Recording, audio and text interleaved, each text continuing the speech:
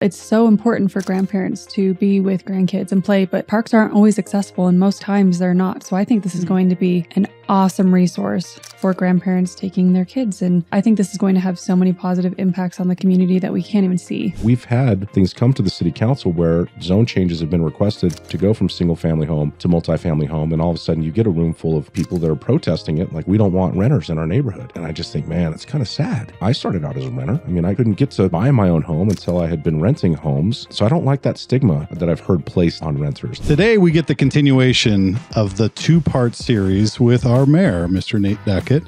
Thank you for joining us today. And we are going to be discussing the horizon. What's in the future for the Farmington area? Stay tuned to this episode. The Den, powered by the Lions Group, a show that explores trending topics in real estate, entrepreneurship, and personal growth. We're a small team of professionals with over $400 million in sales and nearly 2,000 successful transactions. You're listening to time-tested experts and industry leaders. Here's a refreshing look at real estate happenings and more. Welcome to The Den. We're going to dive into some future horizons and kind of the vision for what's going to be happening in the Farmington area. We'd love to get your insight and your thoughts. But before we get to that, we did leave off a piece from the last episode. We wanted to hear a little bit more about the All Abilities Park. Can you shed some light on that? No, absolutely. And I would encourage anybody listening to this episode too to make sure they check out episode 1, because I feel like we also covered a lot of future things in that episode also. So, but the Boundless Journey Adventure Park, located on Apache and Butler, basically Dustin and Butler, sandwiched in there, the old Tibbetts Middle School lots. Have you driven by it lately? Yes. You have. I drove by it this morning, and I was gone. I was gone for a couple of days last week in Santa Fe, and drove by it this morning, and I cannot believe the progress they've made just in this last week. Mm-hmm. But the objective of this park, and I definitely want to mention the All Abilities Park Foundation, Marilyn Montoya, the work that she has done in creating this vision and helping fundraise. A lot of the money that's going into this park is local dollars. And for phase 1, which is what you're seeing right now, it's about $5 million for phase 1. A very small percentage of that is actually local tax dollars. The majority is, again, coming from federal grants that have been made available, and then also through the fundraising efforts of the foundation. But the idea here is that anybody of any age, of any ability, can go out and play. And that's kind of what we're doing. So you're going to see Paul, features. You get to go play.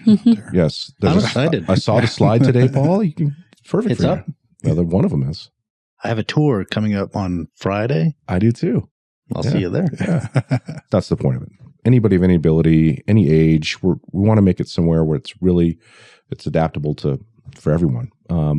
I think what's going to be great about it is just the uniqueness of it is going to make it a destination for people locally and also people from around this entire region. There's not another park like it. There's a park above in Rio Rancho that's kind of an all abilities park. There's one in Round Rock, Texas.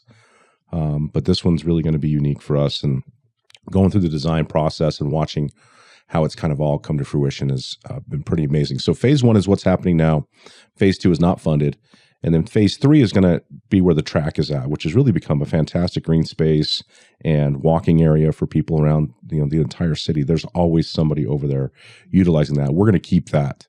So there'll be little enhancements to it, but we want to make sure that walking track stays the way it is to encourage that type of activity also. But beyond the play structures, which are things you've never seen anywhere else, you can already see what's transpiring now. There is some other components for a little bit of a skate park area for people in wheelchairs, people who are using scooters.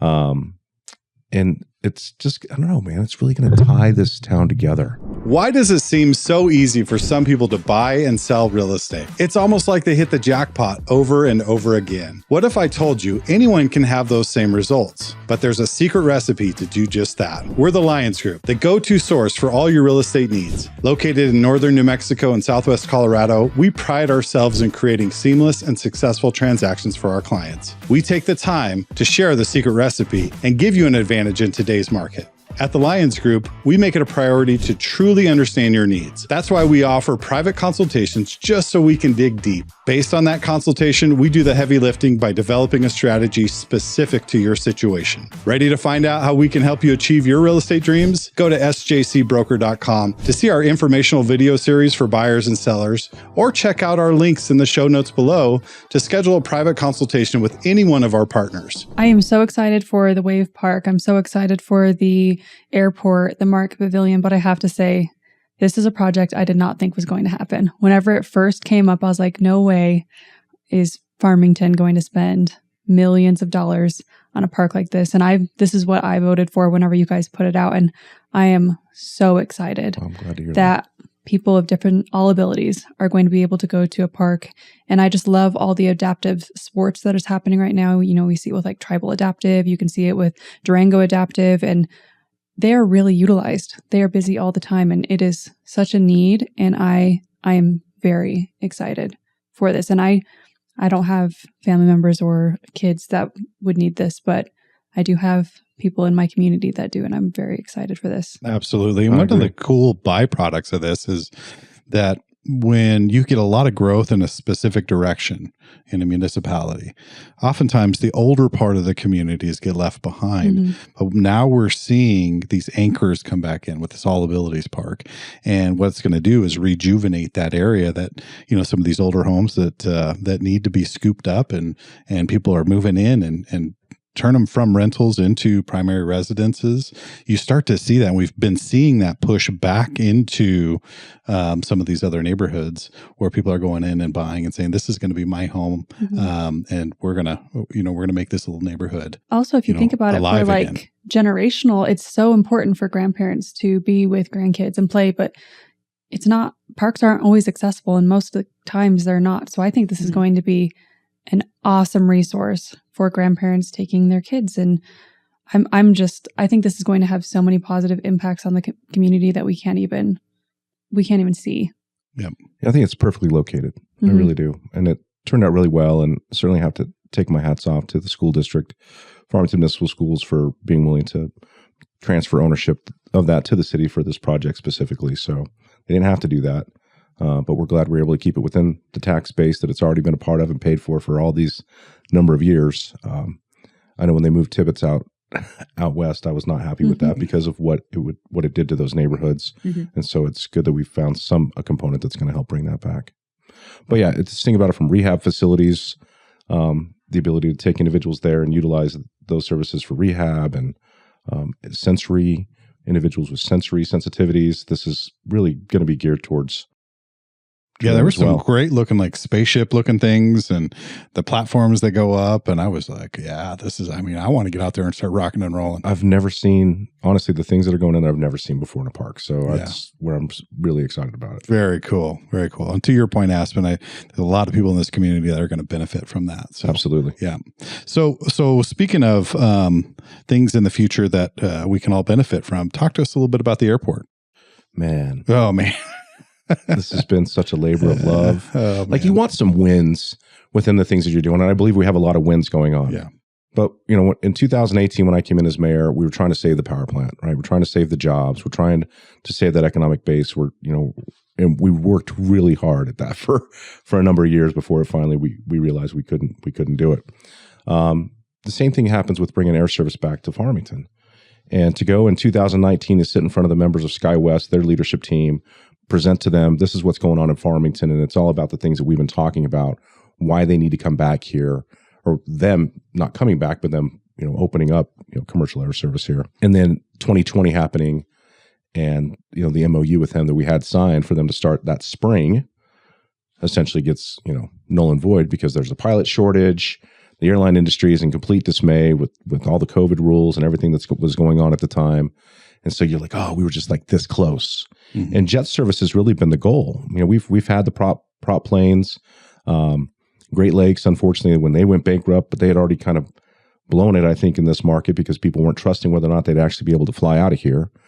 But our runway no longer met the FAA requirements for length for jet service. So $25 million federal dollars has gone into extending that runway and updating the facilities in order to do exactly what we're going to do right now with SkyWest operating for United Airlines starting May 8th is the first flight in from Denver. May 9th will be the first flight out. to Denver. I'll be on that plane. And then our hope and belief, of course, is that, this resource is not just a Farmington-centric resource. This is a Four Corners resource for additional air traffic opportunities. And so I believe that 50-seat jet will be filled on a regular basis, which helps us in our agreement with them, because the way airlines work nowadays, especially to come into small regional hubs like ours, they have to be subsidized. And the federal government has an EAS program for essential air service that at the time they brought that out, which I think was in the 80s, we had air service. So we weren't able to get that benefit of federal dollars coming in to pay for your airlines. So all the airlines we've had here have all made money on their own. And even Great Lakes, as I understood, was making money off of the routes they were flying out of here. But we have to subsidize SkyWest to come in. And during the period of time that we were fighting to keep the power plant open, I remember having conversations with members of the Commerce Committee of our state elected body. And they said, what else can we do? And I brought up the need for air service. And I said, we need to bring, if you look at the transportation hub here in the Four Corners, there's no rail.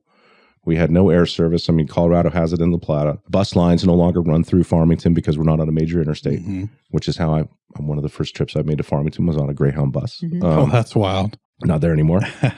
They asked, and we said, what about a fund to help subsidize? Because these airlines are asking for millions of dollars. Give you an idea. Sholo has a flight that goes from Sholo, Arizona to Phoenix. That's 180 miles. $7 million a year is what they're subsidizing for that air service. Holy moly. Yeah. That's pretty incredible. Our agreement with SkyWest is for $6.9 million, but we're only paying them for any seats that are not being filled. So we're hoping that we don't even get close to having to pay that money, but that's coming out of a state RASE grant fund. And I believe what I just heard the other day is SkyWest is looking for a 30-seat charter flight. This is a 50-seat flight that they're going to be using, but on a 30-seat, that gives us the capabilities then of potentially getting from Farmington to Houston, and adding additional markets. But we have to use this one flight a day in and out, 5:55 a.m. flight to Denver, and 8:30 flight back home that night. So it's just going to start off with this skeletal plan and then build from there. That's our goal. And Call to action. SkyWest is the same way. Call to action. Book some flights. Book some flights. Yeah. If you're here local, book some flights. We got to get some good momentum going. So we're going to DC this summer. We've already booked our flights there. My daughter's, in Alabama. She's already booked her flights, back home to there. I'm going to go up to Denver on May 9th and hang out for the weekend. I mean, it's competitive. Obviously, we have nothing to do with the pricing. All of this is now in the airline's hands. But I believe, and I think we all know this, I mean, when there's multiple entities providing a service in an area, typically, the prices are lower. And so I think everybody is going to benefit from that. You don't have to pay for parking at our airport, so you're saving money in that regard also. And then, of course, for us here locally, we have the opportunity to be in the middle of town. Yeah. And not have to drive late at night to come home or super early in the morning to get to Durango. Capitalism at work drives prices down. True. And I want you to understand too, within the consultant group that we hired to kind of help tell our story and bring the numbers to fruition, and what they've recognized is this is not necessarily us going after Durango at all. It's us going after Albuquerque. And Denver is the number one hub because it can take you to the most locations once you get to Denver. A lot of folks are like, well, let's go to Phoenix. Well, there's not really anywhere else to go once you get to Phoenix except to the West Coast. Let's go to Dallas. Well, that's an opportunity too. So I think all these things happen one step at a time. Let's max out our use of the flights that are there, and I think SkyWest and other carriers are going to be looking for opportunities to expand. So on those same lines, Nate, remember how for many years we talked about the Pinyon Hills extension, and it was just talk. It was just hyperbole for a lot of years. Now I feel that same way about a potential rail line to Gallup. But I feel like it's actually gaining some traction now, because I really think, you all can chime in, that would be fantastic for 2,300 farmers in this area, right. You'd said earlier, not to mention coal export or, oil, plastic. Yep. All kinds of uses for that rail. Give us your thoughts on the viability of something like that happening and how it would impact the area. Well, I will tell you that I agree. There's more steam behind it now than probably there ever has been. And they've just the county is really the one leading this with the Navajo Nation. They just received a $5 million grant to continue the feasibility study and taking all that front-end engineering component and getting it paid for. I can't tell you what the odds are, having played the Save the Power Plant game. The odds were never in my favor, but we do have I finally have, I think, a coalition of really important groups that are coming together to say, look, it is really necessary if we want to create sustainable economy here up in the northwest corner of the state. So there are a lot of people behind it. A lot of people want to see it happen. And the funding sources for this continue to open up. That may all change because things change when administrations change, as we are currently aware. Sure. But I think we're moving in the right direction. How long is the feasibility study? I mean, is that a 2-year process, a 1-year process? I want to say it's going to be, what did Mike Stark tell me the other day? It'll probably run through this year, and hopefully early Q1 of next year, we'll have some more information. About a year out. Yeah. Before we really get some traction on whether that's viable, whether it's doable and cost effective. You're right. And so folks understand too, this rail line would not come into the city of Farmington. Dropping down that elevation off of the mesa to bring it down would almost nearly double the cost of what they see the project costing now. So this is more likely to come in to a station up by Nappy, and then have everything trained out from there. Yeah, and that would make a lot of sense. I mean, you're not going to double the cost just to go down that short hill. Right. Pretty steep. Very steep. Be kind of scary. Hold on to your hats. A lot of infrastructure would have to go into that. Deal. Yeah. Well, I'm thinking ranchers even from Cortez. I mean, people could be bringing stock. Your big manufacturers like Pesco and American National, the things that they build for oil field, those need cheaper ways to get out of here. Aspen mentioned plastics. We've had groups come in and say, we'd like to build billion-dollar plastic companies essentially, but we need rail to make it effective for us. So there's a lot of opportunity, I think, that exists there, certainly for this workforce up here as well, where, I think we have the workforce for those types of activities. Yeah. I think there's a lot of really good things on the horizon. And then even on that side of town or of the county, I mean, you're talking to a lot of really big firms who want to get into the hydrogen energy game. And they're working diligently right now within the state to try and get pore space ownership components taken care of, because they want to sequester the carbon that's going to come from these plants. You also have recently a big push for data centers, as we're all using our AI and chatbots that we're talking to every day now. They need that data stored somewhere, right? Yeah. So they can they recognize the low cost of natural gas to help provide the power they need for those data centers. So those conversations are happening. Broadband is coming to Farmington. That process has already been started. A number of other companies are coming in and they want to be a part of that also. There's a lot of really cool things. You've got a lot. You do have a huge storage need with the AI. I mean, especially when Paul's creating yacht rock. I mean, Paul's creating yacht rock. Yeah, tell Nate about that. We had a podcast about AI and all that, and I said I don't know anything about it. All I know is a guy named Nick Harrison on TikTok that turns any song into yacht rock. I saw one of those clips the other day. And it's great.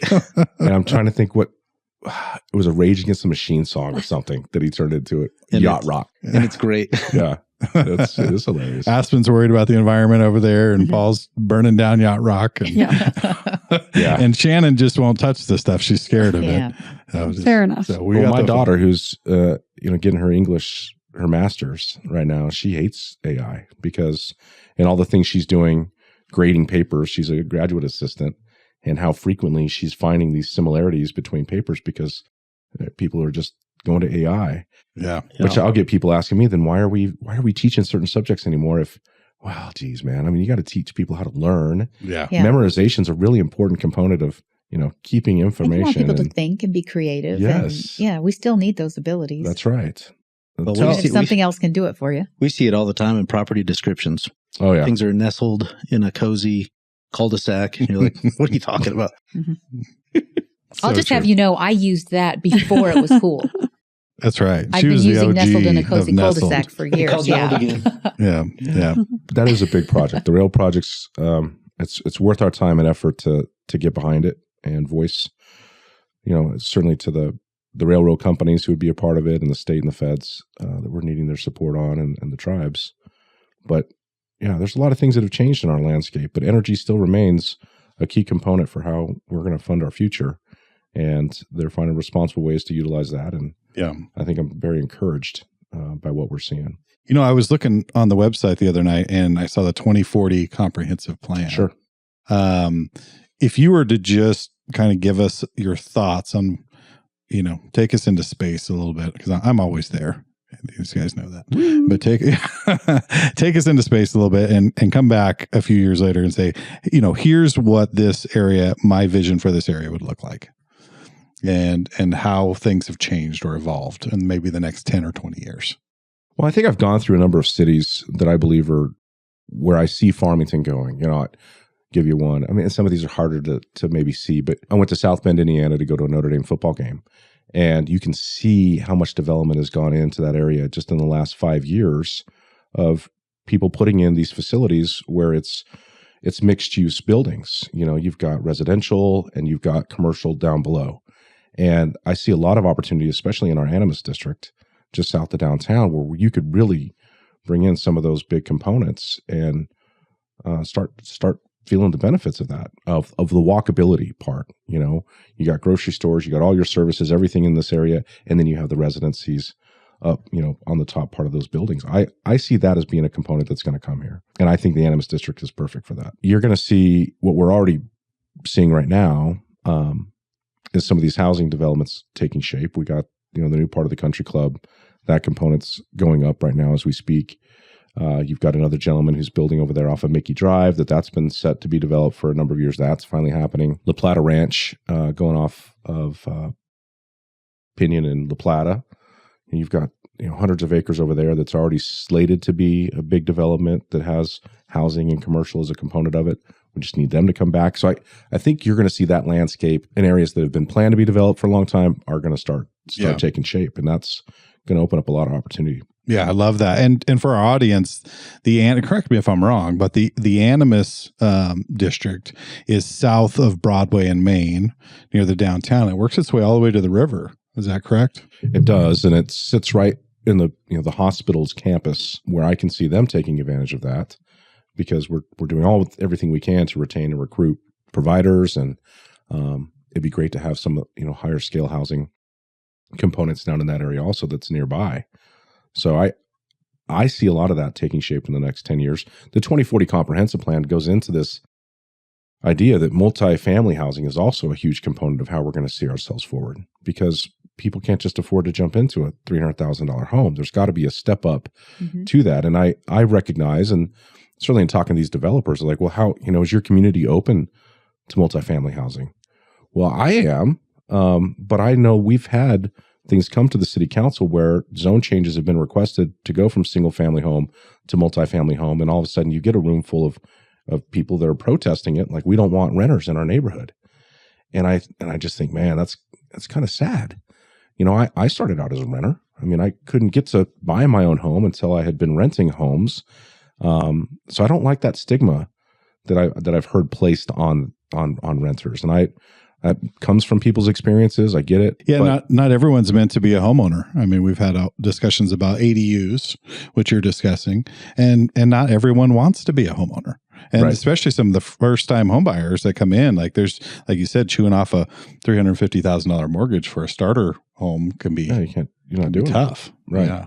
And I think what has to change in my mind too is, you know, as a society, you know, I want my kids to go to college. I want my kids to get education, but I want them to get degrees in things that they can make money off of. Mm-hmm. And I think just this general push for everybody to go get a 4-year degree is probably not the safest thing for us on a number of levels, but certainly the trades, these are necessary components. We need electricians and plumbers, and we need people who know how to work power plants and water treatment facilities. And we really need to make these much more prominent in the foresight of our kids, so that they recognize the value, one, of doing that job, but two, the long-term career opportunity that exists there to make those are high dollar paying jobs. Yeah, I was going to say. I mean, if you call an electrician to your house, it's $150 to show up at the door. Yeah.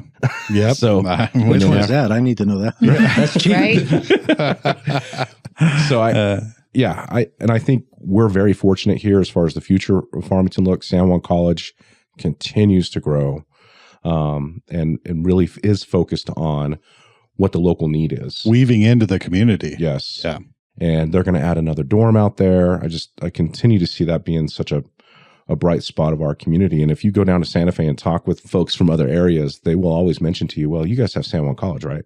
I mean, it is renowned statewide, and a lot of cities are very jealous of what has been grown out at San Juan. And I think Dr. Henderson would be very proud of what has happened out there. Absolutely.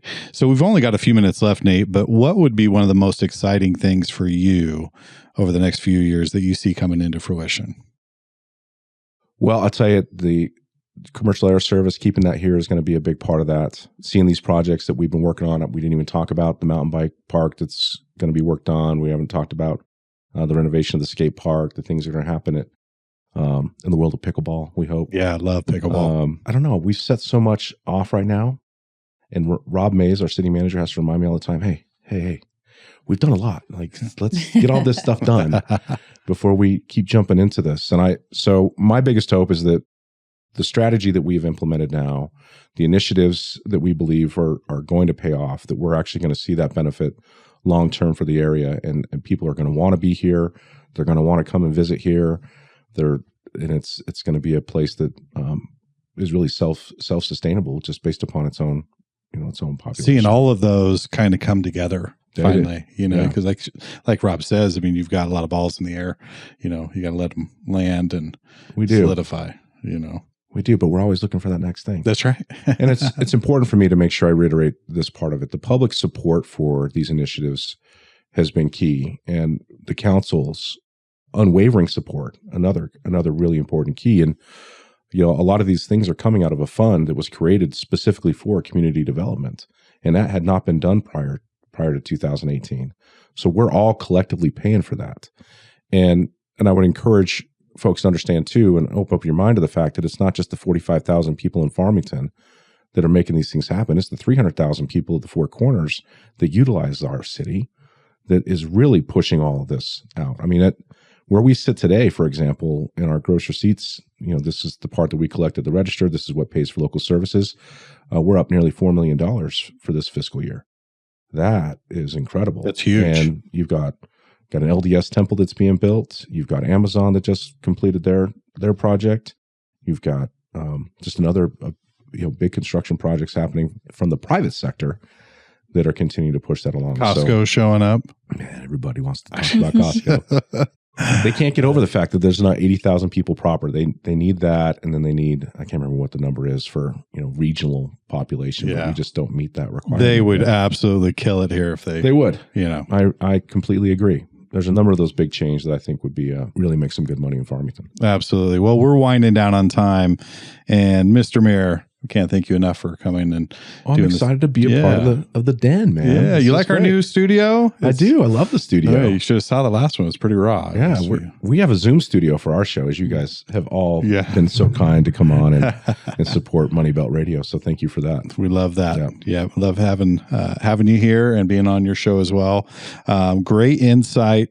And like you had alluded to at the beginning of the episode, watch episode 1 to get a clear understanding of the state of the market. And now, looking forward, we've got all kinds of great things. I mean, I think it warrants another sit down in the future. Absolutely. Yeah, because we've got a lot of stuff to continue to talk about. So again, thank you for blessing us with your presence today. Thank you for listening to this episode of The Den. If you like our content, please like and subscribe to our YouTube channel.